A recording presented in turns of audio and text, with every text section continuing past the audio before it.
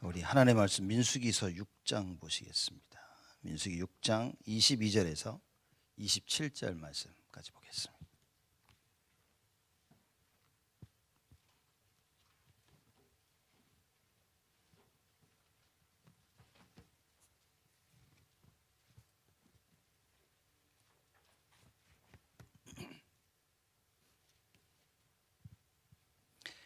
민수기 6장 22절에서 27절 말씀까지 제가 봉독합니다. 여호와께서 모세에게 일러 가라사대 아론과 그 아들들에게 고하여 이르기를 너희는 이스라엘 자손을 위하여 이렇게 축복하여 이르되 여호와는 네게 복을 주시고 너를 지키시기를 원하며 여호와는 그 얼굴로 네게 비치사 은혜 베푸시기를 원하며 여호와는 그 얼굴을 네게로 향하여 드사 평강 주시기를 원하노라 할지니라 하라. 그들은 이같이 내 이름으로 이스라엘 자손에게 축복할지니 내가 그들에게 복을 주리라.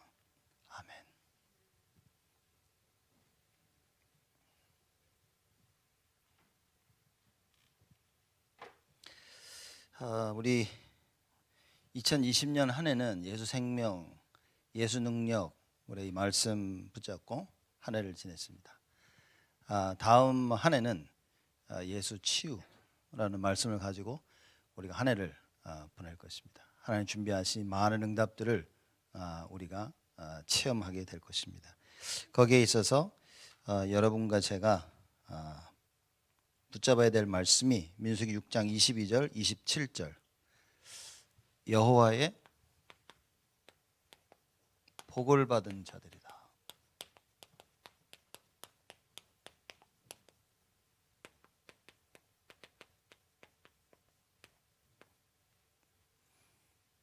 칠판이 좀 낮네. 하나님의 복을 받은 자들이 치유할 수 있습니다. 하나님의 복을 받은 자들이 치유를 받은 자들입니다. 하나님의 복을 상실한 사람들이 창세기 3장 사건으로 인하여 하나님을 떠나고 마귀에게 속한 자들이 된 것입니다. 그래서 우리는 하나님 주시는 그 복이 아니면 거의 힘든다는 거죠. 소리를 조금만 높이지. 그래서 여호와께 복을 받은 사람들이 치유받은 사람들이요 그 증인으로서 우리가 남을 치유할 수 있다. 그래서 여호와의 복을 전하는 겁니다.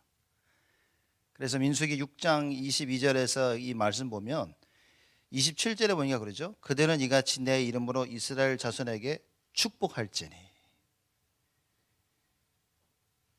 내가 그들에게 복을 주리라.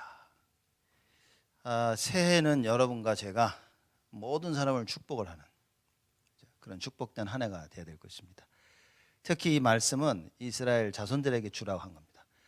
가장 우리 후대들이 축복을 받고 살아나야 됩니다. 그러면 가장 축복받아야 될 그 말씀이 무엇인지를 우리가 확인을 해야 될 것이죠. 그래서 예수 생명과 능력으로 예수 치유되어지는 정말 하나님이 창세전에 준비하신 그 참된 축복 속에 여러분과 제가 증인으로 서게 될 것입니다.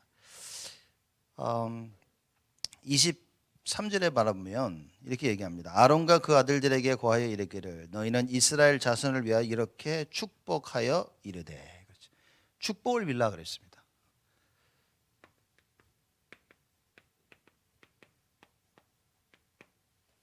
이렇게 축복하라라고 말씀하십니다. 그래서 이게 말하자면 제사장의 축복입니다. 아론은 그 제사장이거든요. 아론과 그 아들들에게 그래서 제사장들이 축복을 비는 겁니다. 그 제사장들이 비는 축복이 굉장히 큰 것이죠. 그래서 축복권이 제사장에게 있고 그리스도가 오셔서 구원을 완성하신 이후에는 만인 제사장이 된 겁니다. 그래서 우리 모두가 다 제사장으로서 누구에게 축복을 빌 수 있는 거죠. 우리 후대들에게 모든 사람들에게 축복을 빌 수 있는 것입니다. 그래서 이걸 조금 오해하면 그 목사 굳이 필요한가? 우리가 다 만인 제사장 하는데 그렇죠. 이렇게 생각할 수 있는데 만인 제사장이라는 그 의미는 누구든지 하나님께로 나아갈 수 있는 길을 여신 거죠. 그래서 우리가 다 제사장의 축복을 누리는 겁니다. 그러나 또 제사장의 축복이 따로 있죠. 교회 세우신 목사나 하나님께서 교역자, 목사님들 또 특별히 있는 것입니다. 여기 아론과 그 아들들에게 주셨던 축복과 같이 이게 있는 겁니다.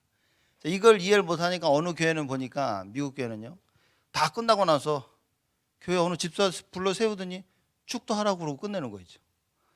그건 아니거든요. 이제 그거는 만인 제사장을 조금 잘못 이해한 부분입니다. 어쨌든 하나님께서는 여러분과 저희에게 이 제사장의 축복을 다 주신 겁니다. 그래서 다가오는 2021년 하나는 이제 뭡니까? 후대들에게 계속해서 복을 빌어라. 가정에, 교회에, 모든 알고 있는 사람들에게, 지역의 현장에 하나님의 축복을 빌어주라. 그럼 하나님께서 우리에게 주신 약속의 말씀입니다. 자, 자세히 보면 24절에 뭐라고 얘기하면요, 여호와는 네게 복을 주시고 너를 지키시기를 원하며. 축복을 비는 이유가 뭐냐? 24절은요, 하나님이 축복 주기를 원하시는 거예요. 이런 감사한 게 어디 있습니까?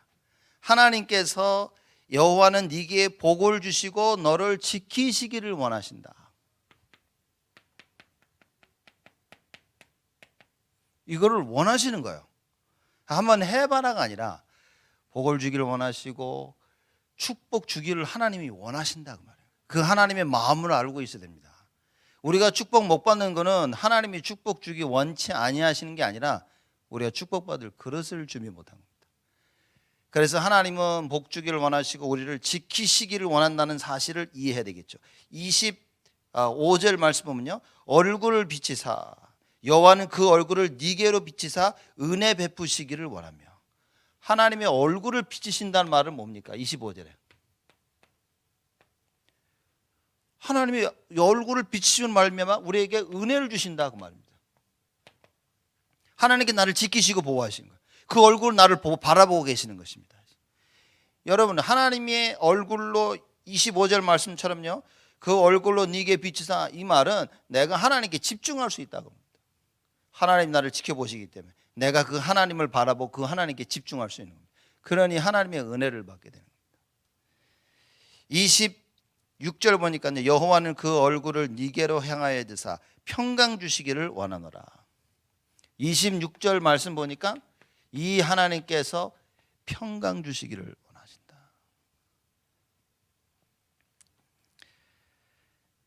하나님 복 주시기를 원하시죠. 복을 주시면서 지키기를 원하시고 은혜 주시기를 원하시고 평강 주시기를 원하신다. 축복을 비는 거예요. 여러분과 제가 축복을 빌 때마다 뭘 합니까? 하나님이 너를 지키시고 은혜를 주시고 평강을 주신다 그 말이에요. 하나님 우리를 지키신다는 겁니다. 무슨 걱정이겠습니까? 그 하나님이 우리에게 은혜를 베푸셔요. 그 하나님 우리에게 평강을 주십니다. 지금 팬데믹 때 사람들이 굉장히 많이 이렇게 두려움이 많죠. 두려움이 있으면서 또 본인들이 하고 싶을 때는 두려움이 없어요. 또 이렇게 사람들이. 이게 아주 이걸 악용하는 사람들이 있는 것 같아요. 근데 여러분, 이게 지금 시대가 이렇게 온 겁니다. 이런 시대에 하나님께서 평강을 주신다는 거예요. 하나님의 은혜가 없으면 살 수가 없습니다. 여호와 하나님이 지키지 아니하시면 여러분 다 망합니다. 그렇죠? 하나님께서 두 손으로 우리를 지키시고 보호하지 아니하시면 우리는 살아남을 수 있는 방법이 없다 그 말이에요. 그리고 진짜 중요한 27절 말씀이 나옵니다. 그들은 이같이 내 이름으로 이스라엘 자손에게 축복할지니. 아론과 그 아들들, 제사장들에게 얘기합니다. 제사장 너희들은 이스라엘 백성들에게, 이스라엘 그 자손들에게 이렇게 축복할지니 내가 그들에게 복을 주리라. 이거 하나님의 명령입니다. 그래서 저는 여러분들을 늘 축복할 수밖에 없는 거예요. 제가 여러분을 축복하는 방법이 뭡니까? 예배입니다. 하나님 말씀을 전하는 거예요. 그렇죠? 하나님 사람들을 축복하시옵소서라고 기도하겠지만 그 말은 뭐냐? 하나님의 말씀이 여러분에게 전달되어지면 그게 축복이라는 거죠. 그렇죠? 그래서 여러분들이 자꾸 말씀의 현장 속에 있어야 됩니다. 그 말씀을 듣고 하나님의 축복을 우리는 알아들어야 돼요. 회복해야 됩니다. 하나님께서 하신 명령입니다. 이같이 이스라엘 자손에게 축복할지니 내가 그들에게 복을 주리라. 축복을 빌 때 이 주체가 하나님이시죠. 하나님이 그러면 내가 축복을 줄 것이다 약속하신 겁니다. 여러분 서로서로에게 축복을 빌어야 됩니다. 그렇죠? 특히 자녀들에게 축복을 빌어야 됩니다. 교회에 축복을 빌어야 됩니다. 모든 부분을 놓고 우리가 예수 이름으로 축복을 빌어야 됩니다. 그게 치유라고 말이에요. 유 목사님이 치유는 영적 전쟁이다 이렇게 말씀하셨어요. 원단 메시지 1, 2강 제가 들어보니까 치유는 영적인 전쟁이다. 맞습니다. 치유라는 단어 자체가 창세기 3장 이전에는 사실상 없었습니다. 불필요한 단어였었어요. 치유가 필요 없었으니까. 하나님이 함께했기 때문에. 그런데 창세기 3장으로 인하여서 타락하고 마귀의 자녀가 된 그때부터 치유가 필요한 것입니다. 그게 영적 전쟁이라고 말해요. 내가 하나님께 속하지 아니하면 그 망하는 겁니다. 그 치유받을 수 있는 방법이 오직 예수인 거예요. 하나님의 그 이름으로 하나님 주시는 그 권세로 자꾸 축복을 빌어줘야 돼요. 이 축복이 여러분과 저에게 있다 그 말입니다. 그래서 남들 보고 기분 나쁜 사람 욕하지 마시고 축복을 빌어요. 에이 복 받을 새끼 이렇게 자꾸 복을 빌어줘야 됩니다. 아이고 복을 받아 절대 망하지 못할 놈들 자꾸 복을 빌어줘야 됩니다. 왜냐 내가 저주한다고 저 사람이 저주받을 사람이 아닙니다. 여러분과 저는 저주를 받을 수 있는 존재가 아닌 겁니다. 우리는 축복받을 수밖에 없는 거예요. 하나님께서 아브라함에게 약속하십니다. 너를 축복하는 자를 내가 축복하겠고 너를 저주하는 자를 내가 저주하겠다. 무슨 얘기입니까? 하나님의 계획을 알고 있다면 아브라함을 저주할 수가 없어. 왜냐 하나님이 함께 하시니까. 하나님이 함께하는 자를 저주한다. 그 마귀죠 뭐 그거. 완전 귀신한테 속은 거지. 교회를 저주한다. 귀신이죠 그거. 목회자를 저주한다. 귀신 아닙니까? 성도를 저주한다. 그 귀신 아닙니까 여러분? 감히 있을 수도 없는 일입니다. 그래서 여러분과 저는 뭡니까? 하나님이 주시는 그 예수의 이름으로 서로를 축복해라. 명령입니다. 그래서 민수기 6장 22절 27절에 나온 말하자면 24, 25, 26 요 말을 가지고 이제는 우리 계속 이거 외워가지고 계속 자녀들 볼 때마다 성도들 볼 때마다 계속 이걸 해야 됩니다. 그렇죠? 이 석절은 여러분과 제가 21년 한 해 동안 매일매일 외우고 매일매일 자녀들에게 서로를 위해서 축복해 줘야 될 내용입니다. 명심하셔야 됩니다. 그래서 여호와는 네게 복을 주시고 너를 지키시기를 원하며 서로에게 얘기하는 겁니다. 여호와는 그 얼굴로 네게 비추사 은혜 베푸시기를 원하며 여호와는 그 얼굴을 네게로 향하여 드사 평강 주시기를 원하노라 라고 계속해서 축복을 비십시오. 그래서 하나님의 지키심과 그 은혜와 그 평강이 넘쳐나는 참된 치유가 일어나는 2021년 한 해 우리는 반드시 체험하게 될 것입니다. 자, 이렇게 축복을 비니까 어떤 일이 벌어지냐? 우리의 무능이 치유돼 버려요. 우리가 가지고 있는 상처가 치유받습니다. 우리가 가지고 있는 연약함이 치유가 돼요. 여러분 우리가 가지고 있는 그 무지함 이게 치유받습니다.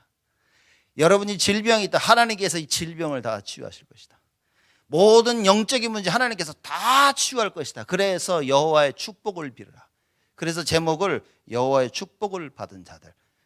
이게 치유 중에 치유입니다. 하나님께 복을 받았는데 누가 이걸 맡겠습니까? 지금 솔직히 방황할지언정 여호와께 복을 받은 자들이라 말이에요. 그렇죠? 언약을 굳게 받은 자와 언약을 좀 약하게 붙잡았다 그 차이지 여호와의 복을 받은 자들이라. 그게 구원인 겁니다. 하나님으로부터 구원받은 여러분과 제가 이런 어마어마한 축복을 받은 것이죠.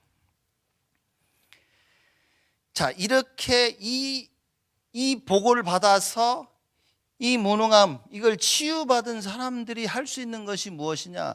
그게 전도라고 말입니다.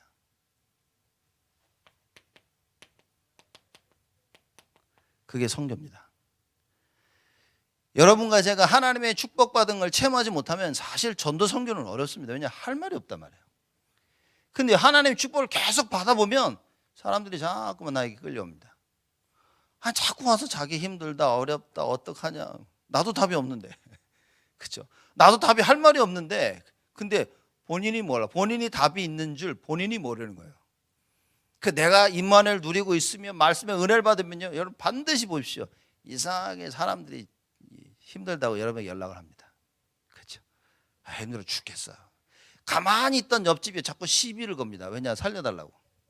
그렇죠? 이게 하나님 말씀입니다.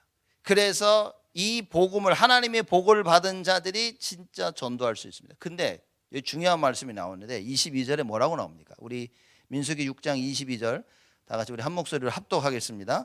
여호와께서 모세에게 일러 가라사대. 하나님께서 가라사대. 이겁니다. 하나님의 말씀이 임해야 돼요. 여러분과 저에게 하나님 말씀이 임해야 됩니다. 이게 축복이라 말이에요. 아무리 예배를 드려도, 아무리 메시지를 들어도 말씀이 안 들려. 말씀이 임하지 않으니까 뭔 말씀을 하셨는지 모르니까 내가 이걸 전달할 수가 없어. 여러분, 우리는 전도는 뭐하냐면 말씀 전달하는 겁니다. 야, 예수가 그리스도야, 이걸 전달하는 건데 전달할 수가 없어. 왜? 말씀을 받질 않았으니까.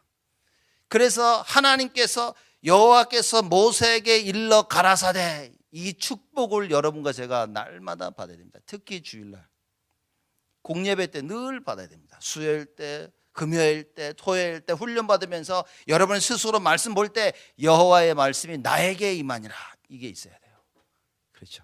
이 말씀이 여러분과 저에게 임하는 것이 축복 중에 축복이다. 근데 이걸 모르잖아요. 이 복을 모르고 여호와의 말씀 나에게 임하는 이 사실을 모르게 되면 어떻게 되는 줄 아십니까? 창세기 3장 문제에 빠집니다. 나도 모르게 말씀이 안 들리면 어떤 일이 벌어지냐, 자꾸 불신앙이 생겨. 말씀을 듣는데도 불신앙이 생겨. 듣고 나니까 불신앙이 확신이 생겨. 돌아서고 나니까요 불신앙할 사람들을 모으고 있어요, 이렇게. 그래서 내가 받은 불신앙을 가서 전달하고 있는 겁니다. 무섭습니다, 이거. 그래서 여호와의 복을 받아야 돼요. 창세기 3장에 빠지니까 어떤 일이 벌어집니까? 하는 족족 모든 부분에 노예가 돼버린 겁니다. 돈의 노예가 되죠. 인간관계의 노예가 되죠. 가정의 노예가 되죠. 하는 모든 일은 노예가 됩니다. 시간의 노예가 돼가지고요. 사람들 보면 그럽니다. 다들 시간 없대. 주일 중요한 전도 선교 여기 해야 되는데 시간 없대. 시간의 노예입니다. 돈이 없대. 돈의 노예입니다. 하나님이 여러분에게 돈 내라 그럽니까? 하나님은 여러분을 원하시는데. 우리는요, 하나님은 나를 원하시는데 우리는 자꾸 돈 얘기합니다. 하나님 우리를 원하시는데 자꾸 우리는 시간 얘기를 합니다. 말하자면 마음이 없는 겁니다. 마음이 왜 없냐? 다 뺏겨버렸어요. 하나님의 축복을 체험하지 못하니까 다 뺏겼어요. 남은 건 불신앙밖에 없어. 내 삶에 하나님이 없어. 모든 부분에 상처 때문에요. 이리 아프고 저리 아프고, 누가 건들면 아파, 누가 날 붙잡으면 아파, 말만 해도 아파. 남은 게 이거밖에 없어요. 그러니 노예되어집니다. 노예가 되니 어떻게 됩니까? 언제나 시간이 날 부르니까요, 난 시간의 노예가 되는 거예요. 그럼 공부해야 돼, 일해야 돼, 저 사람 만나야 돼. 내가 할 게 다 하다 보니까 하나님의 일을 할 수가 없어. 돈의 노예 뭡니까? 먹고 싶은 거 이거 다 쓰면서 하나님 거 하려니까 돈이 없어. 하나님 거 하려니까 돈이 아까워. 제가 그 젊은 집사 몇 명 데려놓고 앉아가지고 이 얘기를 했습니다. 너희는 11조 언제부터 하기 시작했냐? 이렇게 물어봤어요. 이렇게. 그 얘기를 쭉 하니까 이렇게 얘기를 좀 하더라고요. 이렇게. 여러분, 이게 다 노예됩니다. 다 노예입니다. 노예뿐만입니까? 포로입니다. 속국. 못 빠져나온다니까요, 여기서. 그래서 창세기 3장 가운데 빠져있는 사람들에게 하나님께서 창세기 3장 15절에 그리스도를 약속하신 거예요. 왜냐? 스스로 못 빠져나오니까. 여러분과 저 스스로 불신앙을 해결 못한다니까요. 죄의 문제를 해결 못합니다. 마귀의 자녀된 이 상태를 우리는 스스로 해결할 수가 없어요. 그래서 하나님 뭐라고 말씀하십니까? 내가 여인의 후손을 보내줄게. 내가 그리스도를 약속할게. 이 그리스도로 말미암아 이 문제 해결할 것이다. 노예된 모든 사람들에게 하나님이 약속하십니다. 출애굽기 3장 18절. 피제사. 야, 피제사를 통하여 내가 너희를 해방시켜줄게. 포로된 이스라엘 백성들에게 이사야 7장 14절에 말씀하십니다. 처녀가 잉태하여 아들을 낳으리니 그 이름을 임마누엘이라 하리라 하라. 하나님이 함께 하심으로 말미암아 그 문제가 치유받을 수 있다는 거예요. 여러분, 하나님께로부터 축복을 받았다는 말이 뭡니까? 이 얘기입니다. 그리스도가 발견되어지는 거예요. 그래, 이 문제 해결은 하나님밖에 없구나. 이 하나님이 해결하셨는데 그 답이 그리스도구나. 이게 치유입니다. 병을 앓고 있었는데 병을 낳았어요. 그 사람들이 뭡니까? 어떻게 낳니 물어보죠. 무슨 약 먹었어? 그 약이 답이 돼버린 거예요. 그 사람들이 약 어떤 약? 제가 종종 말씀 안 드립니까? 그 데이브 레더맨이 그 유명한 그 톡쇼의 호스트였죠. 이 심장병에 걸려가지고 죽을 뻔했어요. 병원에 실려가지고 수술받아 살아났거든요. 그래 와가지고 막 하면서 자기를 수술한 의사들을 불러 이제 초청을 한 거야 거기에. 그 사람이 들어오니까 이제 눈물을 이렇게 흘리는 거야. 고마워가지고 자기 살려줘서 막 얼마나 고맙겠습니까? 그렇죠. 그 데이비드 레더는 그 사람한테는 저 은인이라 의사들이. 그렇죠. 우리가 많은 우리의 삶을 살고 많은 일을 경험하면서 모든 부분에 그리스도가 발견이 되어야 됩니다. 그 어떤 것도 우리에게 답이 아닙니다. 물론 그 의사가 도왔지만 하나님이 허락하지 않으면 그 의사들은 어느 누구도 살릴 수가 없습니다. 아무리 바보 같은 사람인데 하나님이 역사하시면 그 사람을 통해 하나님은 다 하시는 겁니다. 그래서 계속 사건마다 시대마다 하나님께서 누구를 약속하시냐? 그리스도를 약속하십니다. 속국된 이스라엘에게 마태복음 16장 16절에 예수님께서 질문하시죠. 사람들이 나를 누구라고 하느냐?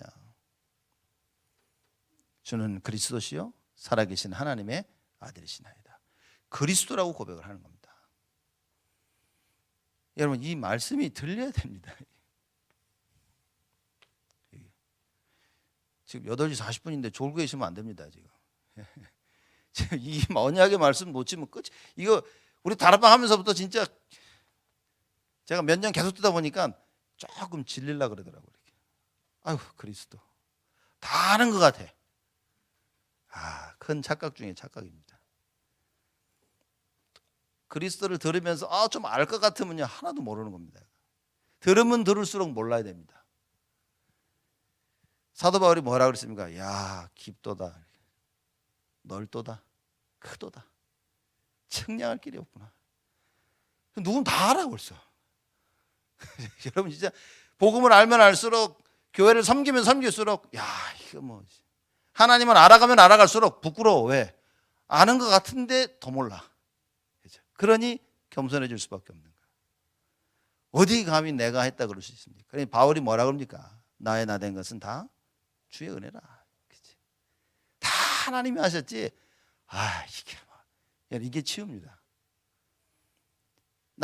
말씀 속에서 나를 정확히 볼 수 있어야 되는데 나를 볼 때 뭐가 보여야 됩니까? 오직 그리스도가 보여야 돼요. 다 그리스도가 하신 거야. 요만큼이라도 여러분이 내가 노력했기 때문에 큰일입니다. 하나님이 여러분 노력도 못하도록 하실 수 있다니까요. 노력할 수 있는 마음을 주시고 노력할 수 있는 힘을 하나님 주셨다. 그걸 보고 축복이라. 그래서 여호와의 복을 받은 자들. 여호와의 복을 받지 않으면 할 수도 없어요. 생각도 할 수 없습니다. 움직일 수도 없어. 여호와의 복을 받지 못하면요 맨날 엉뚱한 데가 있어. 맨날 저주의 자리에 재앙의 자리에 다 가 있는 겁니다. 그 재앙을 맞으면서 내가 왜 이러지? 그럽니다. 여호와의 복을 받지 못하면. 여호와의 복을 받은 여러분과 제가 언제나 예배의 자리에, 말씀의 자리에, 기도의 자리에, 찬양의 자리에, 증거의 자리에 이걸 깨달아야 됩니다. 이걸 놓쳐버리면 다 놓친 겁니다. 우리 인생을.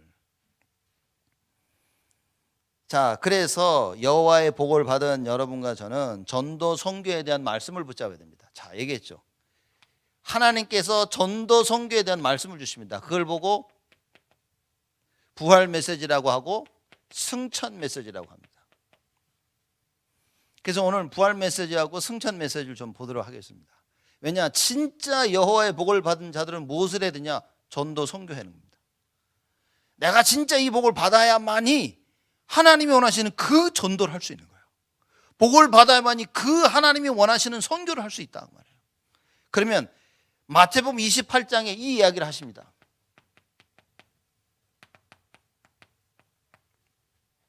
칠판이 커가지고 오늘 꽉 채우도록 하겠습니다. 마태복음 28장 16절에서 20절에 얘기하죠. 너희는 모든 족속으로 가라 그럽니다. 뭡니까? 237. 그래서 우리 다락방에서 제일 지금 유목사님 세 가지 제일 중요한 거 얘기하죠. 237 치유 서밋 얘기 안 하십니까? 너희는 모든 족속으로 가라. 237입니다. 이게 여러분 가슴에 담겨야 돼요. 공부를 한다. 237이 보여야 돼. 사업을 한다. 237이 보여야 돼. 일을 한다. 237이 보여야 돼. 집에 가서 237이 보여야 됩니다. 교회 와서 237이 보여야 됩니다. 여러분. 왜냐 이게 하나님 우리 주신 말씀입니다. 그러면서 뭐랍니까? 너희는 그러죠. 이 너희는 누굽니까? 여호와의 복을 받은 너희는 그 얘기인 거예요. 치유받은 너희는, 복을 받아서 치유받은 너희는 모든 족속으로 가라. 237을 가슴에 품어라 그 얘기인 겁니다. 그래서 뭐 해야 됩니까? 성부와 성자와 성령의 이름으로 세례를 주고 그랬죠. 근데 그 전에 가서 제자를 삼아라 그랬습니다. 237 제자 삼아야 돼. 제자들이 있다니까요. 제자 삼으란 말은 뭡니까? 축복을 받도록 도와주라. 그래서 똑같이 전도와 선교를 할 수 있도록 해라 그 말입니다. 제자를 삼고 성부와 성자와 성령의 이름으로 세례를 주고 뭐죠? 자, 제일 중요한 교회화입니다. 제가 여러 번 말씀드리는데 여러분 진짜 전도하려고 하면 교회화를 이해해야 돼요. 교회를 이해해야 됩니다. 그래서 교회를 이해하고 교회에 뿌리 내린 자들이 정말 전도 선교할 수 있습니다. 왜냐? 결국은 모든 족속으로 가서 교회를 삼는 거죠. 교회를 만듭니다. 그래서 교회에 뿌리 내리도록 만들어야 돼요. 그래서 재생산을 어디서 하냐? 교회에서 하는 겁니다. 물론 현장이고. 그렇죠? 그래서 교회화가 안 되면 사실상 하나님이 원하시는 전도 선교는 어렵습니다. 그래서 선교단체들의 이게 제일 안 되는 것이 교회화죠. 선교단체는 주로 선교단체들이 무교회주의입니다. 교회가 없어. 다 나 현장 가서 전도 선교하지. 거기에 문제가 있는 겁니다. 성경은 교회 중심입니다. 그래서 교회화입니다. 성부와 성자와 성령의 이름으로 세례를 주고 교회화. 그래서 교회 오자마자 세례 안 주죠.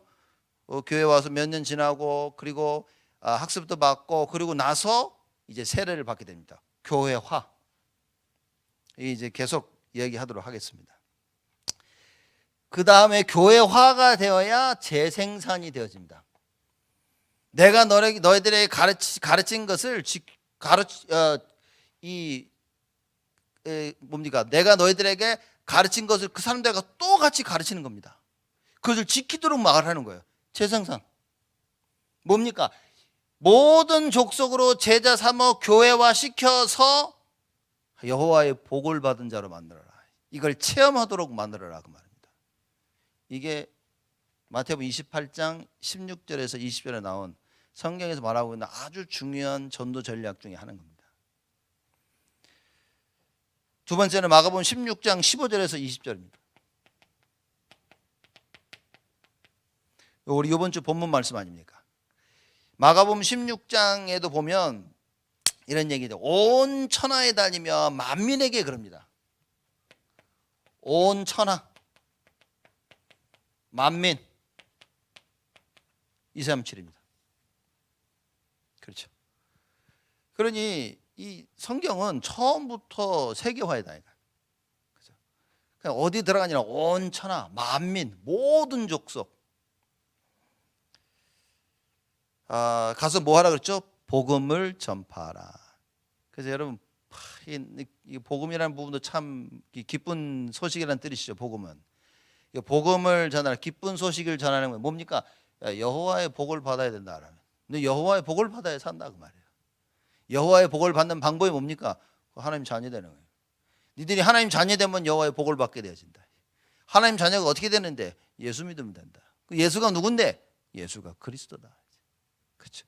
그리스도가 뭐 했는데? 선지자, 제사장, 왕 오셔서 창세기 3장의 불신앙, 죄, 사단의 문제를 다 해결하셨다. 그 얘기입니다. 온 천하 만민에게 다니면서 복음을 증거하라. 믿는 자들에게 뭐가 따른다고요? 표적이 따르니. 하나님 증거 주시겠다 그 말이에요. 그럼 여러분 믿는 여러분과 저에게 물론 마가복음 16장 여러 가지 표적 얘기를 했지만 진정한 표적은 뭡니까? 하나님이 함께하는 겁니다. 그 하나님과 함께 하시는 것이 그 표적이 눈에 보여지도록 이렇게 나오는 거예요. 그렇죠. 뭐 독을 마셔도 안 죽고 뭐 뱀을 잡아도 괜찮고. 여러분 뱀 잡아보셨습니까? 잘못 잡으면 물린다니까요. 이게. 아무렇지도 않아. 질병 병든 자가 다 낫고. 여러분과 저에게 있는 표적입니다. 하나님 이런 표적을 우리에게 주시겠다고 약속하신 거예요. 그리고 하늘 보좌의 주님이 제자들과 함께 하시겠다. 보좌는 통치를 얘기합니다.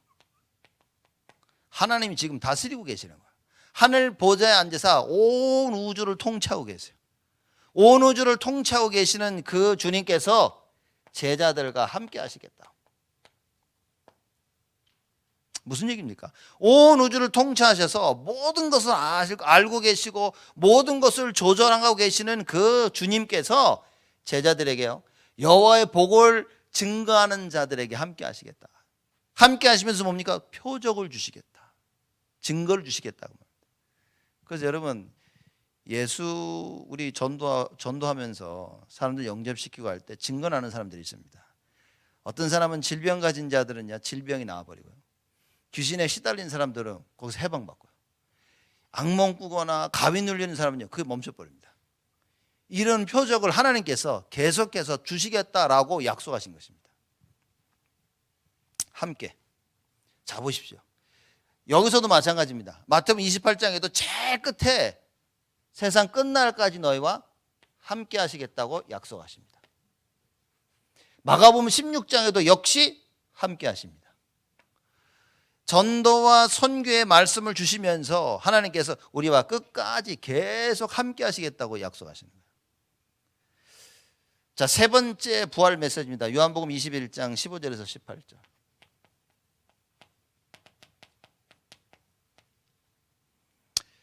예수님께서 베드로를 찾아가십니다. 그렇죠? 베드로를 찾아가지고 예수님께서 질문하십니다. 그 질문의 내용이 뭡니까? 나를 사랑하냐? 이 질문하십니다. 그러니 베드로가 처음에는 네, 사랑한다고 고백을 하죠. 두 번, 세 번 질문하니까 베드로가 내가 사랑하는 거 주님 아시지 않습니까? 이 얘기를 하는 거예요. 그때 주님께서 뭐라고 말씀하십니까? 내 어린 양을 먹여라. 후대죠. 자, 여러분, 그 예수님께서 베드로야 네가 나를 사랑하느냐라고 물어보셨습니다. 어떤 사람이 예수님께 와가지고, 율법자가 예수님께 와서 질문을 합니다. 성경에서 가장 중요한 계명이 무엇이냐라고 물어보니까 예수님이 대답을 하죠. 첫째는, 가장 첫째되고 큰 계명이 뭐냐고 물어보니까 첫째라는 것은 주 너희 하나님을 목숨을 다해 힘을 다해 사랑하는 것이다. 예수님께서 베드로에게 사랑하느냐라고 질문하십니다. 무슨 얘기입니까? 야, 너 나를 사랑하는 것이 제1순위, 내가 너의 제1순위니? 그걸 질문하신 겁니다. 너가 목숨을 다해서 할 수 있어? 생명을 다해서? 힘을 다해서? 네 뜻을 다해서? 정말 사랑할 수 있니? 라고 예수님이 세 번을 물어보십니다. 왜죠? 왜입니까? 자, 마가복음에서도 똑같아요. 예수님께서 제자들을 꾸짖습니다. 꾸짖은 이유가 있죠. 정말 중요한 얘기를 해야 되는데 믿음이 없으니까 그걸 안타까워서 꾸짖습니다. 마음이 완악해. 그래 예수님이 그걸 꾸짖습니다. 왜냐? 불신앙, 믿지 않고 완악한 마음을 가지고서는 하나님의 말씀을 받을 수가 없는 거예요. 그래서 예수님 그것을 꾸짖습니다. 믿음 없는 것을 꾸짖습니다. 너 그 불신앙이야. 그러면 안 돼. 그렇죠? 여러분, 누가 여러분에 가서 그 불신앙이야. 너 그러면 안 돼. 이러는 사람이 여러분을 아끼고 사랑하는 사람입니다. 잘못하고 있는데 가서 웃고 살살 웃고서야 같이 밥 먹고 같이 얘기하고 그 여러분 가장 망치고 싫어하는 사람입니다. 그죠? 근데 대부분 사람들은 나한테 다가올 때 사실 웃으며 다가오는 사람을 좋아하죠. 이렇게 싱글싱글. 조금 인상 쓰면 굉장히 기분 나쁘죠. 저거 인상 쓰고 난리야 이렇게 하죠. 그죠? 예수님은 제자들에 가서 꾸짖었습니다. 여기도 마찬가지 베드로에게 나를 사랑하니 너 내가 1순위야? 예수님이 세 번을 물어보신다. 가장 크고 첫 번째 되는 계명. 두 번째 계명도 뭡니까? 네 이웃을 네 몸과 같이 사랑하라. 여기도 또 사랑 얘기가 나와요. 실제 정말 전도와 선교에 있어서 중요한 것은 뭡니까? 하나님 사랑, 인간 사랑입니다. 그 하나님 사랑, 인간 사랑의 핵심이 뭐냐? 제가 볼 때는 말씀 순종입니다. 그런 예수님이 너 나를 사랑하냐? 이 말은 너 내가 지금 하는 말을 하나 중요한 얘기를 할 텐데 이 말을 죽을 때까지 네 마음에 담고 이걸 끝까지 지킬 수 있겠냐는 거예요. 그래서 베드로가 할 수 있습니다 하니까 예수님 뭐라고 말씀하십니까? 어린 양을 먹여라. 후대 살려라. 이 어마어마한 비밀을 베드로에게 딱 전하십니다. 베드로가 이걸 가슴에 담았죠. 그렇죠? 여호와의 복을 받은 여러분과 저, 우리는 이런 일을 감당해야 될 사람들입니다. 이 일을 감당하도록 하나님께서 우리를 부르셨고 우리에게 복을 주셨고 2021년 한 해 우리가 상상을 초월한 축복으로 하나님께서 역사하실 것입니다. 이걸 붙잡고 기도해야 되는 겁니다.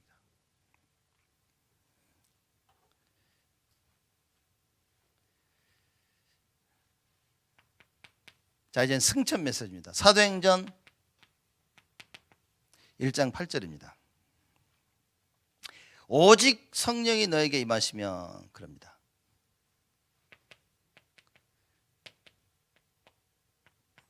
오직 성령이 너에게 임하시면 이 말은 무슨 얘기입니까? 성령이 임해야 된단 말은 이겁니다. 함께입니다. 성령이 임하셔야만 되는 거예요. 하나님이 우리와 함께 하셔야만 되는 겁니다. 하나님께서 능력으로 우리에게 함께 하셔야만 가능한 거예요. 전도 선교는.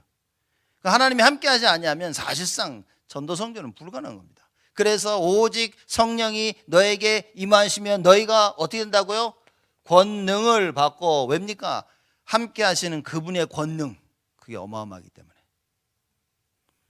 그 여호와 창조주 하나님의 그 권능을 받고, 그렇죠? 말씀 하나로 우주 만물을 창조하신 그 권능을 받고 창세기 1장 28절에 다스리고 정복할 그 권능을 받고 그 얘기인 겁니다. 그래서 오직 성령이 너에게 임하시면 너희가 권능을 받고 땅끝까지 증인이 될 것이다. 땅끝입니다. 237. 그래서 지금 보십시오. 전도 선교에 대한 말씀 보십시오. 일률적이죠. 237입니다. 여기만이 아닙니다. 전 세계입니다. 그렇죠? 전 세계에 주는 메시지에 베드로에게는 오셔서 어린 양을 얘기하십니다. 후대. 그래서 여러분과 제가 언약의 말씀을 꼭 붙잡아야 됩니다.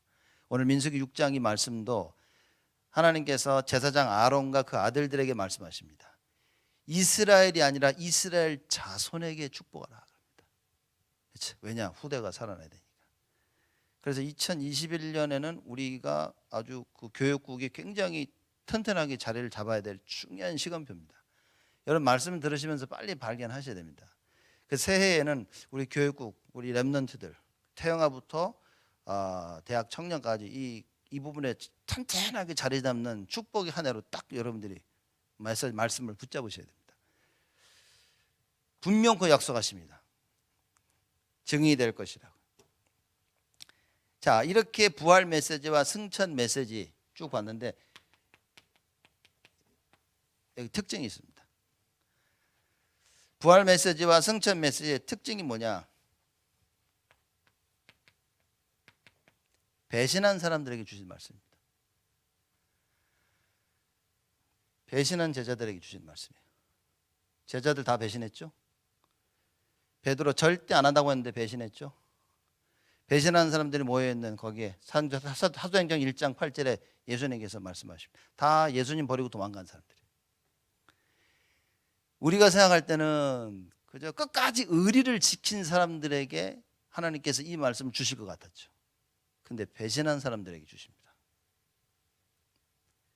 그러니까 여러분 참 이게 말씀이 보면 그래요. 우리는 우리 스스로 말씀을 자꾸 가둬둡니다. 이렇게.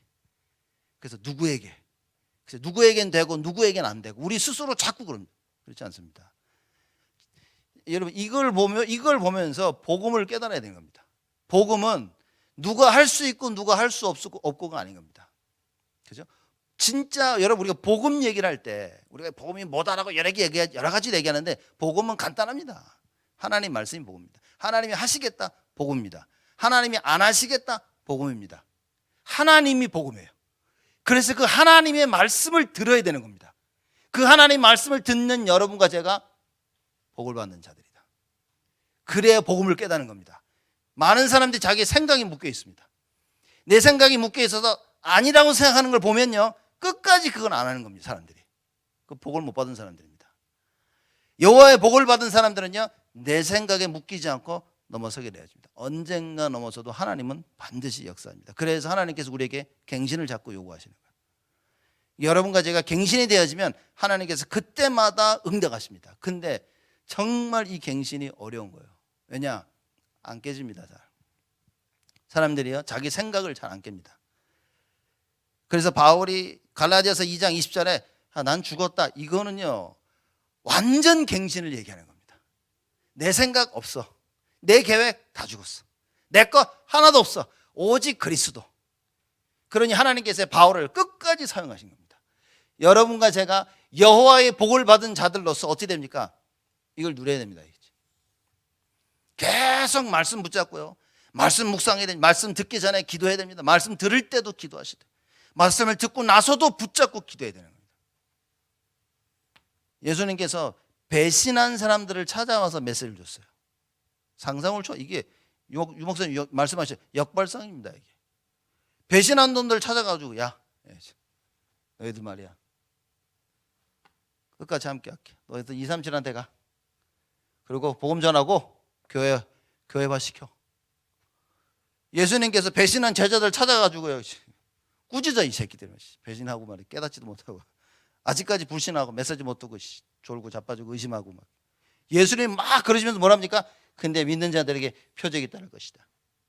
그래서 그들과 함께. 참. 베드로에게 찾아가서 얘기합니까?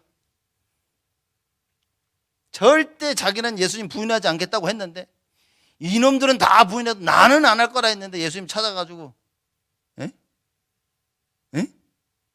쳐다봤을 거 아니야. 베드로야, 너 배신했니? 배신 안 했어? 예수님이 가서 아무 얘기도 안 합니다. 가서 나를 사랑하냐 해죠. 왜냐? 베드로의 중심을 아셨기 때문에. 그래서 어린 양을 먹이라고 하십니다. 사도행전 1장 8절에 승천 하늘로 올라가시면서 마지막 유언이죠. 마지막 유언. 마지막 유언이 뭡니까? 내가 함께 할 것이다. 오직 성령이 너에게 임하시면. 이걸 붙잡아야 됩니다. 지금 계속 그 얘기죠. 함께, 또 함께. 오직 성령이 너에게 임하시면 너희가 권능을 받고 땅끝까지 증인이 될 것이다. 하나님이여, 내가 너희들이 임마누엘 누린다면, 예배를 성공하고 말씀 붙잡고 기도할 수 있다면, 야, 내가 너희들 237로 보낼게. 이 약속인 겁니다. 우리는 이걸 붙잡으면 된다니까요. 무엇으로 어떻게 붙잡습니까? 우리의 마음으로 붙잡는 겁니다. 그래서 여러분, 하나님 말씀 들을 때 우리가 아멘으로 화답하는 이유가 거기고요, 말씀 들을 고개를 끄덕하는 이유가 거기 있는 겁니다. 뭐 고개도 끄덕 안 하고 아멘도 안 할지언정 속으로 맞다라고 생각하는, 그게 바로 이겁니다. 근데 이 메시지를 배신자들한테 줬단 말이에요. 우리 같았으면요, 충성한 사람들 찾아가서 줬을 텐데 왜 배신한 자들 찾아가서 줬냐? 배신 안 한 놈이 없거든. 싹 다 배신해. 그 어쩔 수 없지. 제가 볼 때 어쩔 수 없지. 그냥 찾아. 싹 다 배신했으니까 그래가지고. 배신한 놈들 찾아가지고 에라봐. 그래가지고. 아직까지 불신하고, 이 완악한 것들. 아직까지 의심하고. 이 말씀을 주십니다. 그렇죠. 이 말씀을 주시는데 제가 볼 때는 사도행전 16장에 주께서 루디아의 마음을 여셨던 것처럼 하나님께서 제자들의 마음문을 여신 겁니다. 이 자들의 특징이 무엇이냐? 배신했죠? 배신하고 낙심한 사람들이었다. 다 낙심해서 자기 고향으로 다 돌아갔어요. 이제는 안 되겠구나. 여러분 혹시 낙심해 있습니까? 하나님의 일을 할 가장 적절한 시간표. 그렇죠. 그래서 뭐 해야 됩니까? 말씀을 들어라. 하나님의 말씀을 들으면 가장 낙심한 여러분들을 통하여 하나님께서 복을 주심으로 말미암아 역사를 시작하신다. 붙잡으셔야 됩니다. 두 번째 특징이 뭐냐?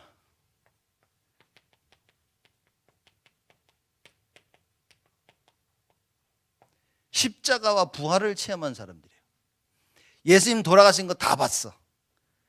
그리고 예수님이 부활하신 걸 본 겁니다. 부활하신 예수님이 나타나셔서 말씀을 주십니다. 이걸 체험한 사람입니다. 그 다릅니다. 그냥 배신만 한 게 아니에요. 그냥 낙심만 한 게 아닙니다. 복음을 알고 있었던 자들입니다. 그래서 여러분과 제가 이 복음을 놓치지 말아야 되고요. 우리가 후대들에게 이 복음을 심겨야 됩니다. 우리 후대들이 지금은 낙심하고 지금은 방황하는 것 같지만, 여러분 보십시오. 낙심한 것 같고 꼭 배신한 것 같지만 하나님의 그 시간표는 반드시 오는 것이다. 자, 왜입니까? 이걸 알아야 됩니다. 왜 하나님의 시간표가 반드시 옵니까? 여호와의 복을 받은 자들이기 때문이다. 그래서 그 언약을 붙잡아라 그 말이에요. 나는 여호와의 복을 받은 사람들이다. 그렇죠? 그게 치유입니다. 이거 놓치면 여러분 치유받을 길이 없어요. 나와 함께 하시는데 주님이 내가 치유받을 길이 없어. 나만 몰라. 자, 세 번째 이 사람들의 그 특징이 있죠. 자, 십자가와 부활을 이걸 알았다는 것은 예수 생명, 예수 능력을 알았다는 얘기입니다. 자, 세 번째 이들의 특징이 무엇이냐? 올인할 사람들이었습니다. 올인할 사람들. 그래서 이 말씀을 들은 사람들은 다 올인했어요. 그게 참 중요합니다. 여러분, 말씀이 들려지냐 안 들려지냐 이거 너무나 중요한 거예요. 말씀이 들려지는 여러분에게는요, 지금이 바로 올인할 시간표라 말입니다. 그렇죠? 어떤 올인입니까? 오직에 대한 올인이다. 오직입니다. 다른 거 없어요. 이것밖에 없다니까. 지금 제가 이렇게 보면서 코로나 시대에, 그죠? 다들 모이지 말라고 하는데 왜 많이 모이시냐고. 또 목사가 또 은근히 모이라고 막 하도 그래야 되니까 또 이제. 근데 모이셨는데 또 다락방 또 이 오만때만 소리 다 들으면서 이제. 아직도 전 나가면요 사람들이 이렇게 어느 게 목사입니다 그러면요 이렇게 화들짝 놀라가지고 저를 쳐다보는 사람들이. 김관혜 장로님 그 첫째 딸 결혼할 때 가지고 기도했거든요. 기도하고 왔더니 어느 장로라고 그러시더라고요. 와가지고 기도하셨는데 기도가 너무 좋아서 저희 교회 한번 오셔서 말씀을 전해달라고. 그 제가 저 다락방인데요. 깜짝 놀라더니 예 그러고 가시더라고요. 참 어째 이게 아직까지 하고 계십니까? 그렇죠? 여러분 이 답이 없으면 어렵죠. 그렇죠? 누가 오직합니까? 이 복음 전한다고 다락방 한다고 손가락질 당하고 말이죠. 어떤 애들은 학교에서 서로 왕따 당하고 친구들한테 왕따 당하고 말이죠. 그렇죠? 이 간단한 일인 줄 아십니까? 오직 할 사람들에게 하나님 말씀을 주시는 겁니다. 그래서 2021년 한 해 이 말씀을 여러분과 제가 듣는 겁니다. 가슴에 담아라. 가슴에 각인시켜야 됩니다. 그렇죠? 왜냐? 하나님의 시간표가 왔기 때문에. 이 말씀을 붙잡고 진짜 우리가 해야 될 걸 해야 됩니다. 그래서 여러분과 저의 특징이 뭡니까? 늘 배신하잖아요, 우리가. 그죠? 하나님 안 믿죠? 불신앙하는 게 배신입니다. 그래서 늘 낙심하잖아, 혼자. 아주 구석에 막 해가지고. 교회도 못 나오고 이렇게. 교회 나오도 저렇게 빈둥빈둥으로. 그죠? 여러분이야말로 저야말로 하나님의 말씀을 들을 사람들이다. 우리는 십자가와 부활, 예수 생명 능력을 알고 있습니다. 그래서 우리야말로 하나님의 말씀을 붙잡을 사람들이다. 우리는 오직을 알고 있습니다. 그래서 우리야말로 하나님의 이 말씀을 붙잡을 사람들이다. 그래서 여호와의 복을 증거해야 된다 그 말입니다. 자, 결론입니다. 아직 이만큼이 나서 이만큼 다 채울 겁니다. 자, 결론인데 보시죠.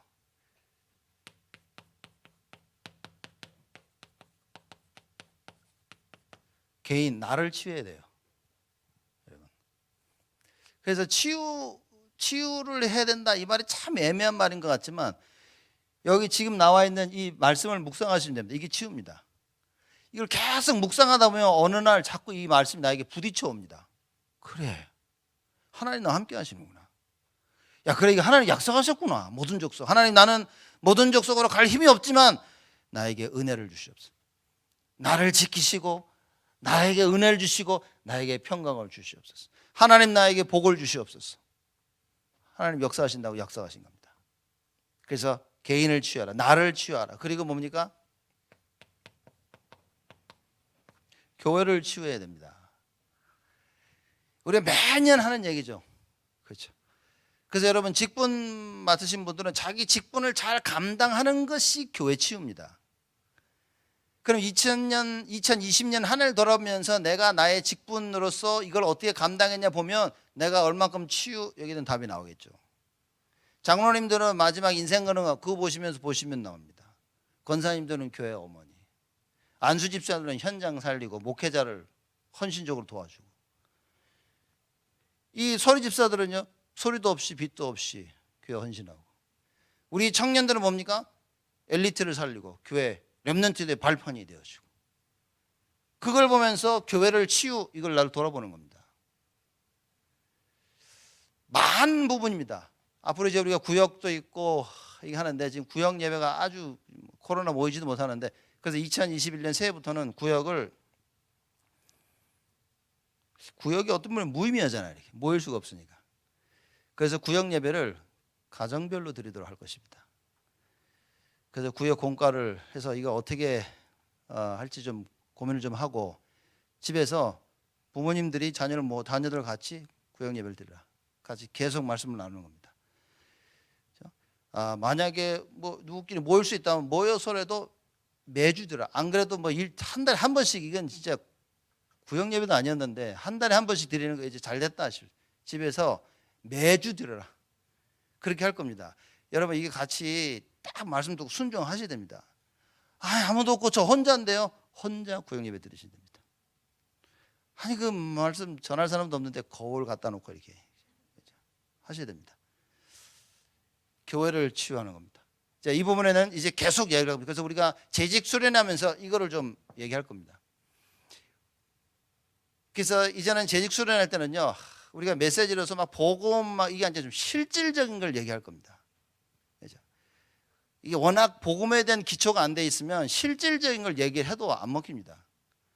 이제 여러분들이 복음을 이해하고 했기 때문에 실질적으로 내가 교회 치유를 위해서는 나는 어떻게 하면 나는 무엇을 해야 되는지 좀 세밀하게 얘기를 할 겁니다.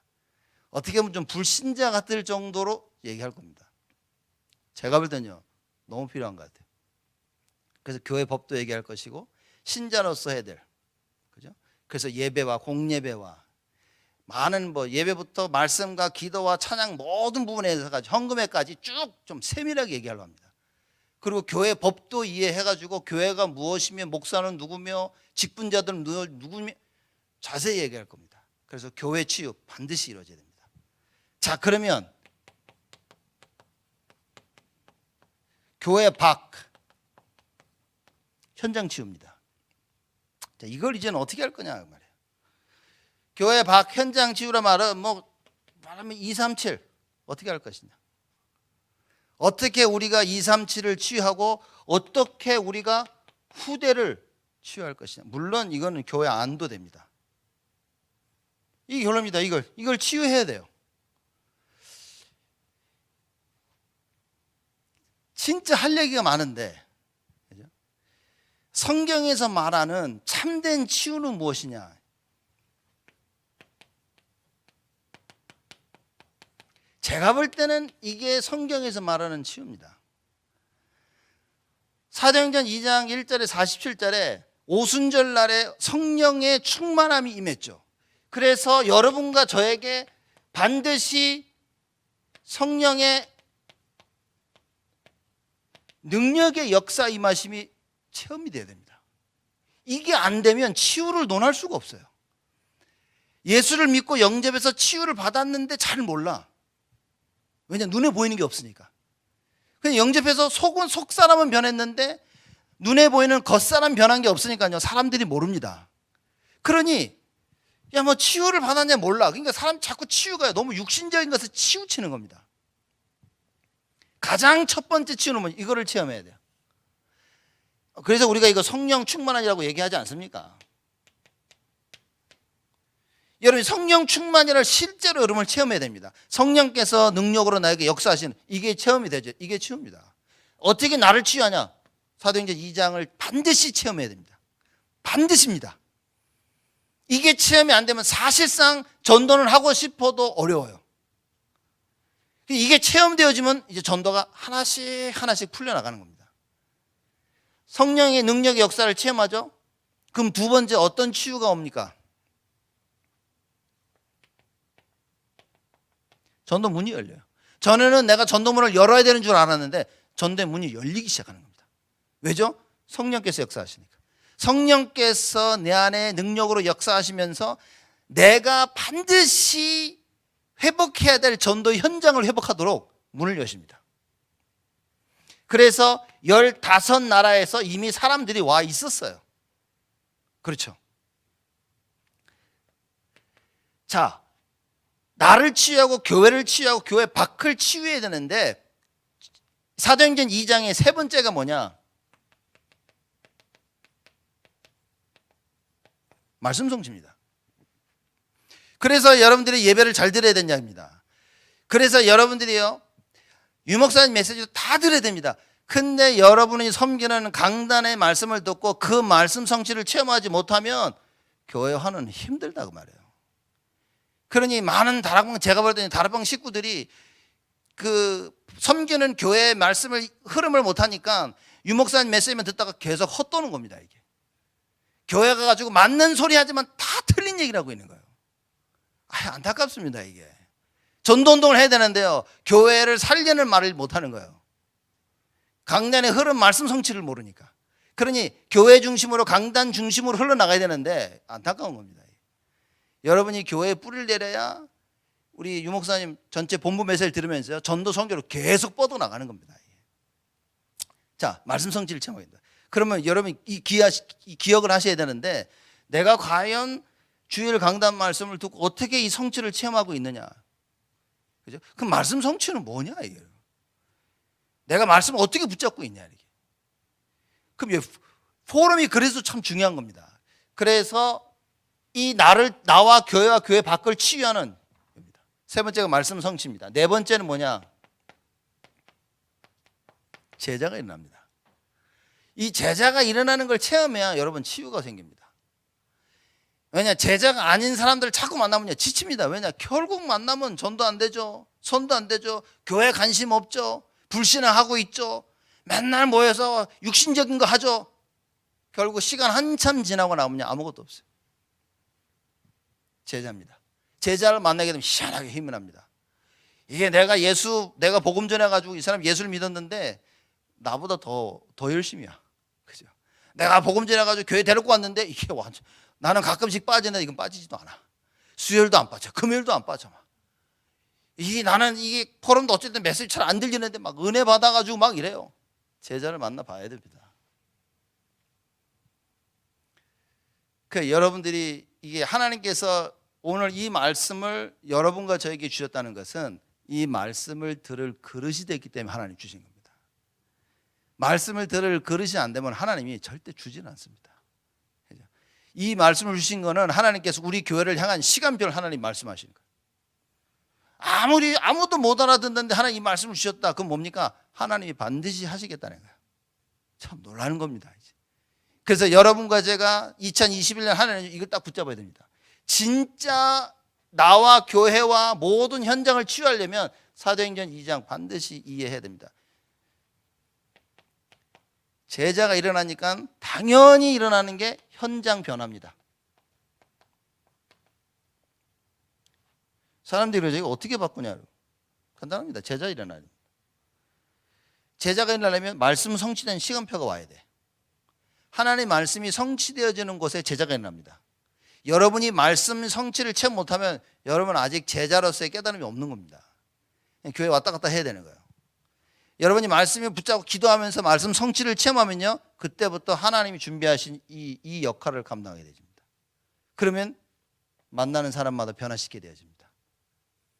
별 얘기 안 한 것 같은데 하나님께서 그 사람에게 역사하십니다. 말씀 성취 일어나죠. 말씀 성취 일어나니까 하나님이 계속 전도문을 여셔.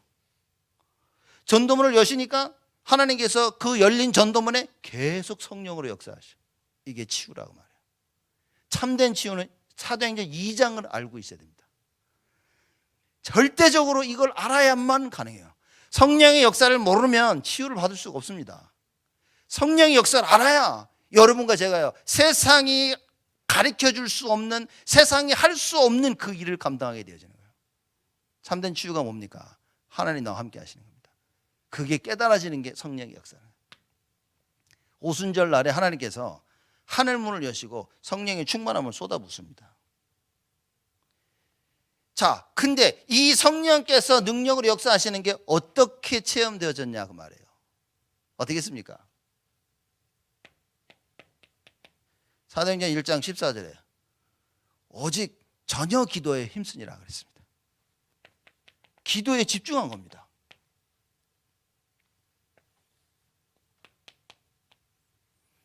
그러면 치유라는 말을 얘기할 때는 기도를 빼놓을 수가 없는 거예요.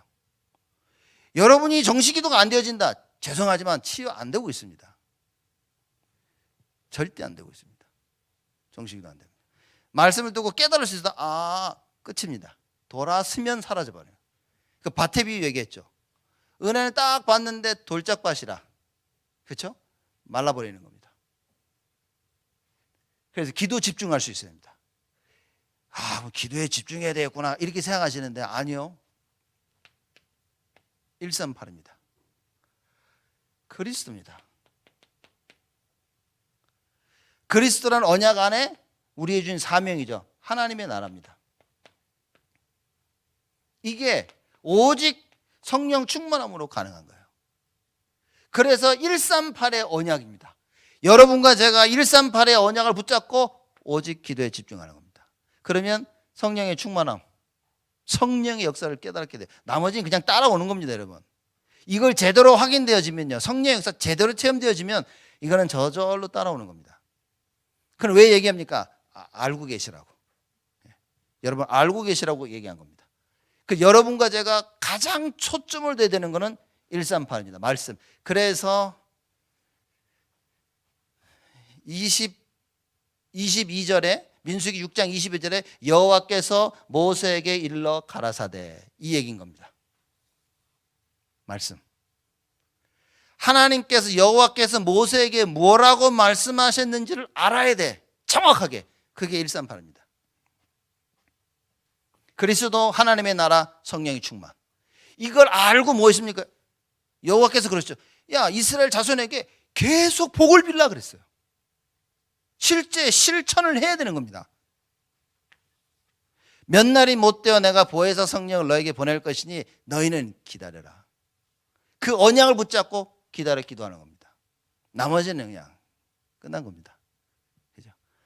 나머지는 하나님 성령을 물부터 쏟아 부어주면서 끝내버린 겁니다.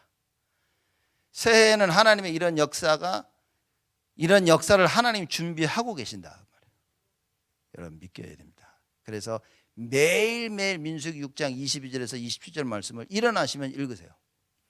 보는 사람마다 이거를 축복을 빌어주세요. 축복을 빌어주려면 외워야겠죠. 그죠? 잠깐만 해가지고 꺼내서 이렇게 뭐 안 내면 그냥 적어 가지고 다니면서 하세요. 그래서 보실 때마다 빌어주세요. 그렇죠? 여러분 직장 가서 일하시면서도 사람 보면서도 그 축복을 빌어주세요. 그렇죠? 큰 소리는 안 하셔도 됩니다. 잘릴 수 있으니까. 그렇죠? 조용히 뒤에서 기도할 때마다 생각하면서 축복을 빌어주세요. 여러분들이 주일날마다 매일매일 일어나서 우리 모든 렘넌트를 위해서 이 축복을 빌어줘야 됩니다. 여러분들이 저를 위해서 이 축복을 빌어주시고 온 성도들을 위해서 이 축복을 빌어주셔야 돼요. 이게 깁니다. 그래서 이 말씀을 받아야 됩니다. 오직 그리스도 하나님의 나라 성령 충만 이 말씀이 안 받았는데 이 말씀을 안 받았는데 어떻게 기도를 집중합니까? 그게 종교지. 말씀 없는데 기도에 집중하는 게 종교지. 그러니 뭡니까? 자꾸 세상 것하고. 말씀 아닌데 뭔가에 기도에 집중하니까 결국 뭡니까? 내 것 끄집어내는 거예요. 내 생각 못 벗어납니다. 그래서 기도 안 하는 사람보다 자기 거 붙잡고 기도하는 사람이 더 무서운 겁니다.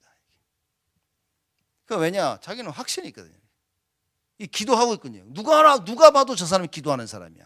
근데 사실상 내용이 말씀이 아니라면, 오직이 아니라면, 여러분 아마 이래서, 순전 제 생각인데, 이래서 제자들이 계속 불신앙하지 않았냐? 왜냐? 자기 거 붙잡고 있으니까. 자기 거 붙잡고 계속 불신앙하는 이 제자들을 예수님 또 찾아와서 말씀하시는데, 그때 성령께서 역사하신 거예요. 그걸 보고 하나님의 시간표라. 하나님께서 여러분과 저를 향한 올해의 시간표를 말씀하신 겁니다. 꼭 기억하셔야 됩니다.